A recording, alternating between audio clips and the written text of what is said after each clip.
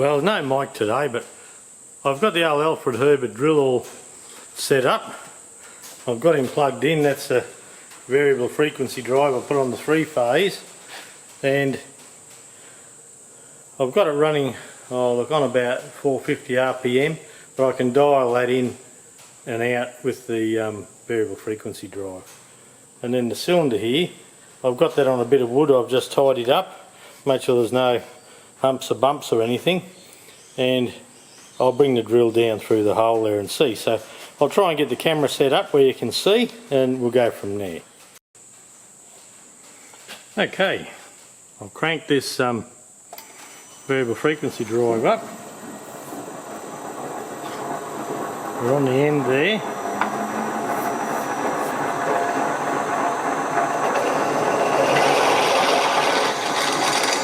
I've got a drill that's not all that sharp, which is what I wanted.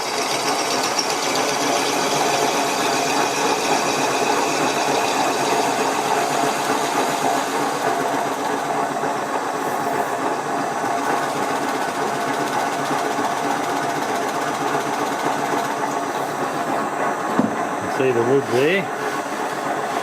I'll try and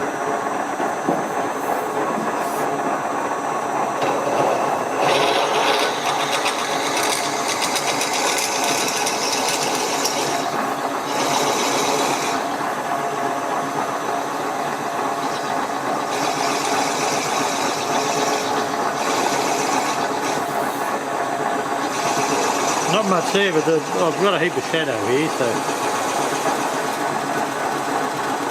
okay, you can feel that's gone through.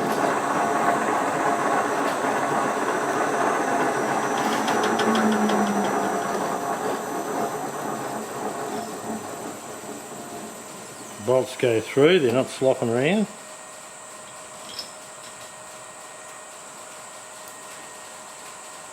It's even firm, that one, so that's good. Probably just needs a clean out.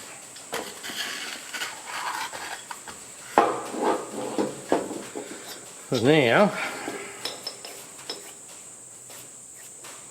when the bolts go through,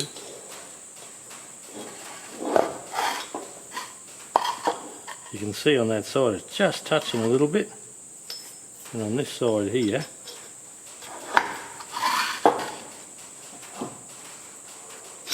so I'm just going to put this on the belt sander and just take a little bit off the flat there, and I'll come back in a minute. Well, there you go, all in there. I'll back away a bit. You can see it's not that pretty. I've got a little bit of movement there. The bolts are firm in the hole, so yeah, look, I'm calling that good. I'm pretty pleased with that. That one's a bit firmer. Not a real pretty grind on the side here because the housing pops out and that, but it's certainly going to be strong enough to do the job. And that one there needs a bit of a tap in with the David Brown stabiliser bracket. Okay, that's the holes drilled. We'll go over and we'll look at assembling this rock shaft together, eh? Okay, this morning we're going to start putting this hydraulic lift cover together, and earlier in the piece we actually put the shafts and that in, and we got all that sorted out. But we have to deal with the draft link and associated parts there. I'll shift that around a bit just so we can see. And if you recall on disassembly, mine was all rusted out. That's a tin cover still stuck there. You can't see any lip on it. That was part of one of these, you know, the guide for the spring, and this main plate should look something like that, you know, with a lip to keep the dirt and that out. So my draft link rod was bent. I've straightened that pretty well. Look, it's not 100%, but it's going to be okay. It only sort of pushes and pulls a little bit, and so we're sort of comfortable with that. Not too worried about any of that. But I thought I'd have a bit of a chat about how it works and where I'm getting the parts and all that sort of thing. So we're going to use our old yoke here. There's nothing wrong with that. The thread seems good. the rod here goes in quite a long way. I believe I should be able to get my adjustment with that all right. So we're going to go with that, and that all pokes in here and hooks up to the yoke. So the yoke on the fork actually comes in here, and this pushes and pulls that, and of course you know that when it pushes and pulls that, it moves the control valve on the tractor. So okay, I've had a bit of a shift of the whole show and the camera and everything, so we'll just see how we go here. Okay, I found a split pin, so we're going to pull that in, spread his legs, there you go.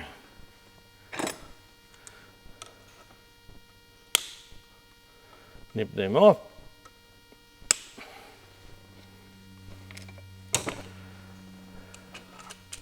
And bring that through like that. So we shouldn't have to worry about that. Now if I hold it up that way, surely I'd have a bit of wood here. Excuse my dial. We can hold it up there so you can sort of see a bit better. I'm working sideways, I'm back over here, and yeah, just see how we go.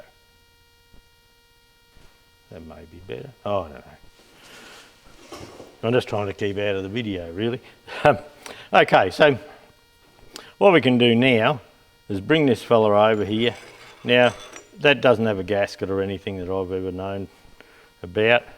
And we have the bolts to pull it in. Maybe a bit of never sees there.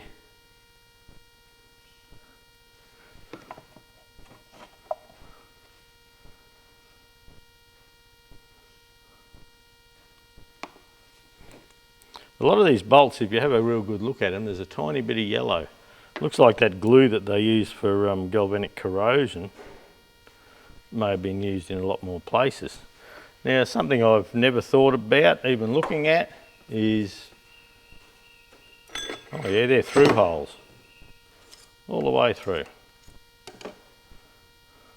So possibly I should have put some Loctite sealer on, that's why the glue's on. But anyway, we'll just soldier on.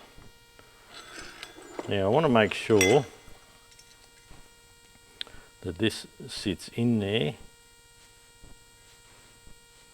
like it should. That sits in there like it should. We'll bring that up like that. And we'll just put a bit of tension on these bolts.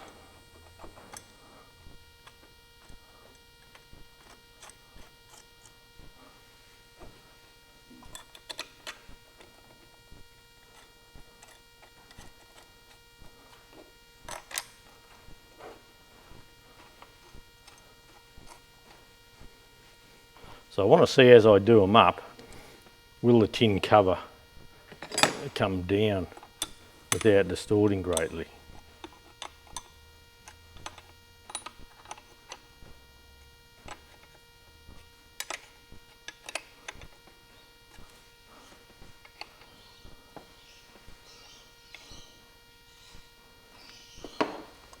Just not what I like to do. Okay, spring goes on. Yoke goes on. You know what Lance didn't do? Didn't put some never sees on there.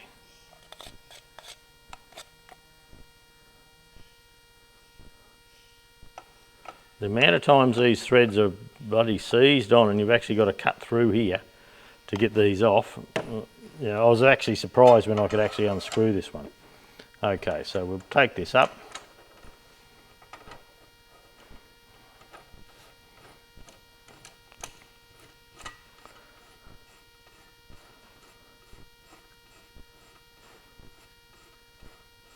Now, in the book, adjusting this spring is actually something you do on the tractor later. You have a bit of weight on the arms and you check for movement. You know, with the weight on the arms, you check that there's no gap in here. It's important for the draft control to work properly that there's no slop in this spring. Like when the tractor's just sitting there, there's got to be no slop.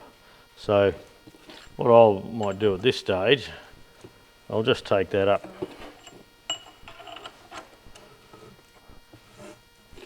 Couple of turns. Now something to explain to you. Is that sitting nice and true? Yep. Something to explain to you is for heavy drafting, you know, if your implement keeps riding out when you'd like it to stay in a bit longer, as long as you have traction, you can tighten this up a little bit. So there's a bit of tension on this spring, so when the top link pushes in there, it's harder for it to push, of course.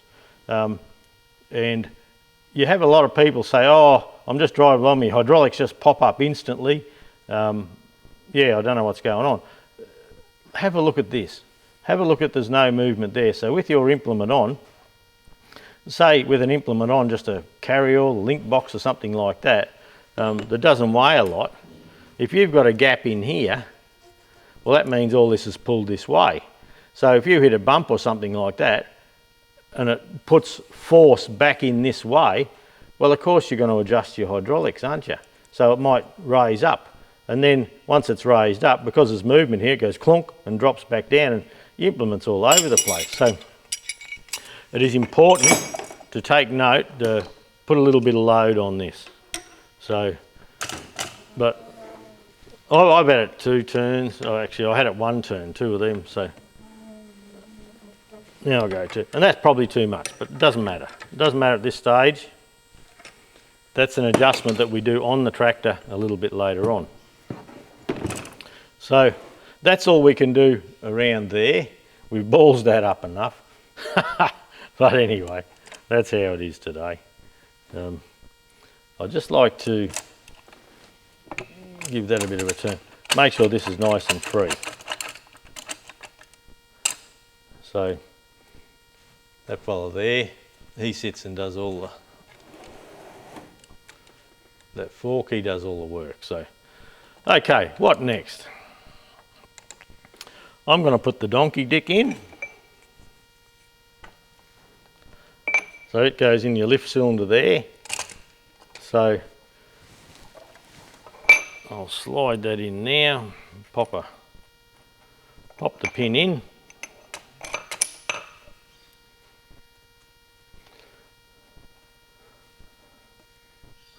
And even if you got your hydraulics just apart, and have a look around all your little split pins.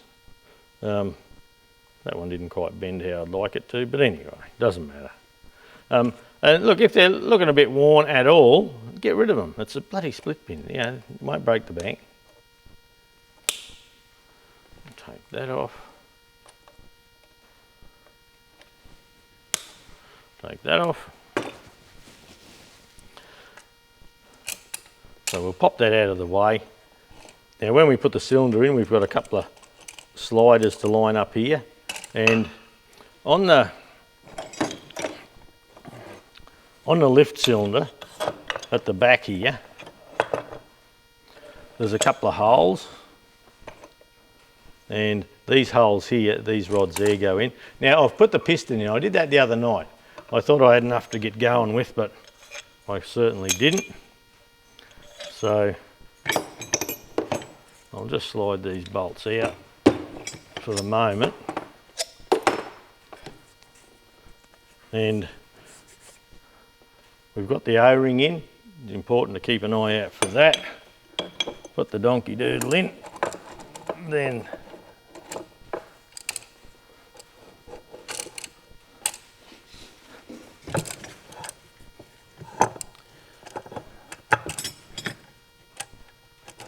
line that one up there, this one up here, that one falls out again.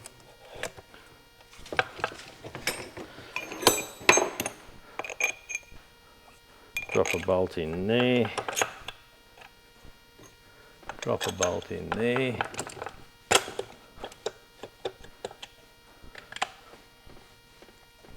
Now these bolts, these are the ones I ground down, so they should be, once you line the hole up, they should be a firm fit. And when you read the book, it says about these front ones being a dowel, and they are, well, mine are.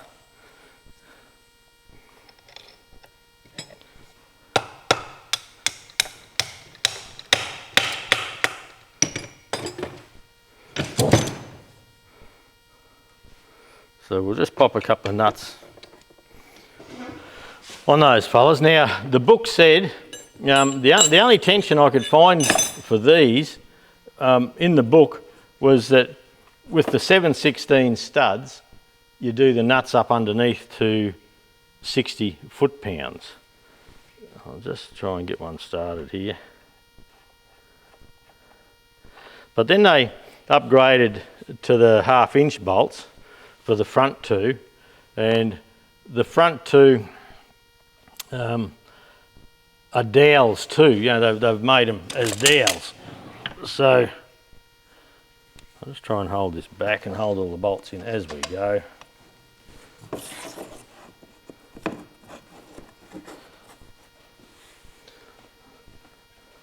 So these back bolts are 60. A 1/2 inch stud, if it was a head stud, something like that, you do them 90 to 100. So the front ones here, I'd probably do to 80 pounds, something like that. It's up to you, but I could not find a tension. I could find in the book where it said it's serial number such and such, they changed the bolts, but I could not find in there where it said the new tension for these front ones. So I believe 60 is probably not enough. It was a head stud, like I say, 90 to 100 for a 1/2 inch UNF bolt. So up to you what you decide to do with that. I'm not even going to tension them. I'm just going to put my long ring spanner on and give them a bit of a nip up, and that'll be good enough for Lance today. You take them up until your elbow clicks. These ones clicks once, these ones clicks twice, eh? Just sort of.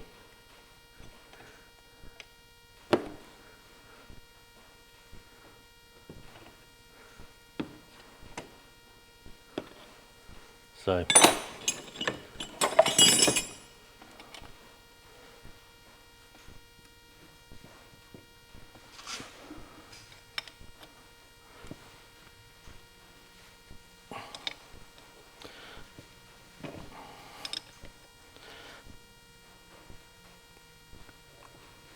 Okay, that's nice and tight. If I do put a tension wrench on it, it won't be now, it'll be later when I've got the lift cover in place.